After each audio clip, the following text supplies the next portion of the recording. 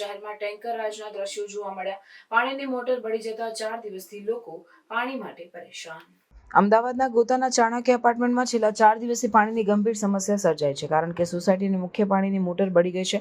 આ કારણે રહેવાસીઓને પીવાનું પાણી મેળવવા માટે ટેન્કરો પર નિર્ભર થવું પડી રહ્યું છે, જેનાથી તેઓને આર્થિક અને શારીરિક રીતે મુશ્કેલીનો સામનો કરવો પડી રહ્યો છે. સોસાયટીના ચેરમેનોએ ભંડોળમાંથી પૈસા આપવાની મનાઈ કરી છે, જેના કારણે રહેવાસીઓને પોતાનો ખર્ચ કરીને ટેન્કરો મંગાવવા મજબૂર પડવું પડ્યું છે. આ નિર્ણયથી રહેવાસીઓમાં અસંતોષ ફેલાયો છે અને તેઓએ સોસાયટીના ભંડોળમાંથી જ પાણીની સમસ્યા ઉકેલવા માટે માંગણી કરી છે.